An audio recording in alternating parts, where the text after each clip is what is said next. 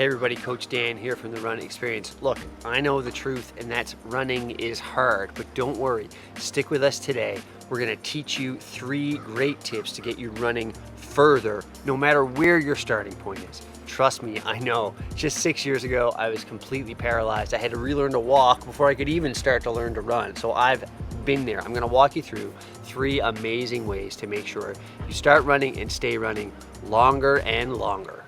The first thing I want to think about when you want to start running longer is your mindset.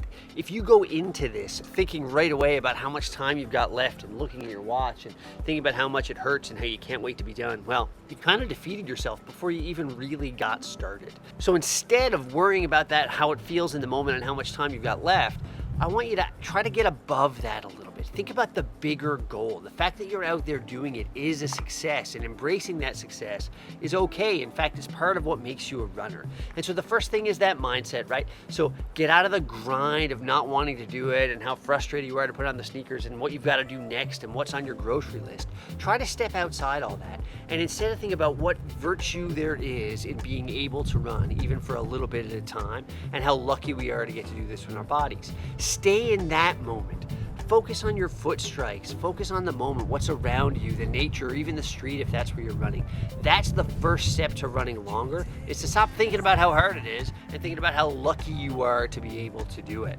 You know, one of the things we talk about in ultra running is relentless forward motion. And so no matter where you are or how tired you are, you got to keep moving forward. And that's where I want to talk to you about a run walk method to get started. And so to begin with, even if you're going to run for 1 minute and then walk for 3 minutes, that's a great place to start. Keep moving forward on your runs. Run for 1 minute, walk for 3 minutes, and that's going to keep you moving and get you moving quickly. And so here's the thing I want you to think about the following week. So that's the first week, right? We're going to run for 1 minute, we're going to walk for 3. Then in week 2, I want you to add 30 seconds to that run segment. So now you're going to run for 90 seconds and still walk for 3 minutes. The week after that, week 3 rather, we're going to get you to run for 2 minutes and walk for 3 minutes. This is a huge difference. You're going to double the amount of time you spend running in just 2 weeks. That's really going to increase your distance over the same amount of time. Look, I know it's going to feel a little bit tough at first, but it's really, really important to keep increasing how much you're running. 30 seconds isn't very much time, right? If you keep that good mindset, I promise you can run for an extra 30 seconds on that 1 minute set. You can do it for sure. Hey everybody, if you like this video, do me a favor and hit that subscribe button down below. It helps other people find these cool videos. Part of the way we want to make running feel easier is by getting stronger in some of those important muscles we use while we're running. So we're going to do some exercises while we run. Here's this workout for you. I want a really short run, 400 meters, nice and easy with that good run form, feet underneath you, small steps. When you get to the end of that 400 meter run, I want you to do 10 air squats. Now, air squats are really easy. Feet shoulder width apart, hips and butt nice and tight, all the way down, head stays up. Think about those knees pushing out and then back up. You don't need to pause at the bottom like that. That was just for you. The only mistake let me do something from the side. The only mistake you can make here is if you let your knees go out over your toes. You don't want to see those knees over the toes. So when you get to the top, squeeze those butt cheeks. It's important to thrust your hips forward a little bit. That's how you want to do your air squats. After you see 400 meter run, 10 air squats, and now it's time for just a straight up plank for 10 seconds. It's not so bad. Down you go. Hold that plank, nice straight line. Hands are underneath your shoulders, butt's nice and tight. You're gonna stay here for 10 seconds. A good time to do some of that nose breathing. And off you go. You can do that 5 times. So 5 runs of 400 meters each, 5 sets of 10 air squats, and 5 10-second planks. That workout is gonna help build your posterior chain, all those muscles you need to keep running further and further. Now, I want to talk to you about your running form while you're doing this run walk combo. If I tell you to run for 1 minute, well, maybe you're going to go out really hard with big arm swings and giant steps. You're going to really think about how powerful and quick you can be while you run. That's the opposite of what I want you to do for this section. I want you to take nice little steps with your feet almost directly under your body. I want those steps to be small and efficient with a really high cadence. That means lots of steps every minute. I don't want to see any big arm swings. This isn't that kind of a run.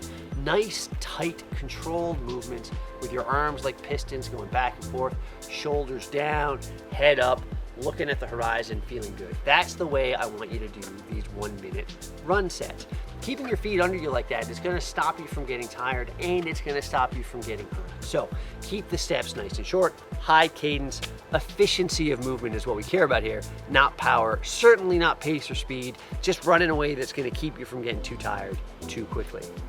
One of the first things that feels bad when you start to run is your breathing. You feel out of breath. You start breathing really shallow up here in the top of your chest. And that feeling of being out of breath can really change your run posture. So suddenly your shoulders are up and you've tightened up, you're not relaxed anymore.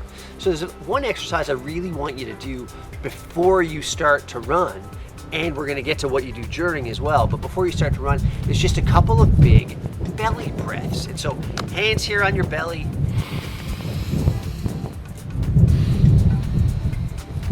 really big breath in through your nose. It feels great. Now you can exhale through your nose or through your mouth. This does a few things. One of them is that it tells your central nervous system that everything's okay. Even though we're not running from a bear or anything, everything's fine.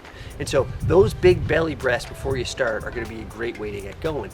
But also during your run walk segments, do those belly breaths, right? So pick 1 minute out of every 5 minutes and do some big belly breathing. So if you're gonna run for a minute, great. Then you're gonna walk for 3 minutes, great. Even at the end of that 3-minute set, take a minute for some big belly breaths. In through your nose, and then out through your mouth, out through your nose. It's gonna help calm you down. It's gonna help bring your heart rate down as well, which is gonna make that next run set feel better. And it's all around a great practice for feeling calm and able to keep running. Look, you're watching this video because you're a runner and you want to get better at it, you want to run further. Embrace that process. Don't be hard on yourself that you can't run as far as you want right from the start. None of us could. But if you trust the process and do the work here at the Run Experience, I promise it's going to start feeling better and you'll run longer and you're not going to feel that terrible dread as you put on your sneakers. We want you to feel joyful when you put on the sneakers. That's how we feel when we do it. Look, if you want a little help getting to that first mile, check out this video over my shoulder from Coach Holly a little while ago. It's going to help you get to that 1 mile mark quick.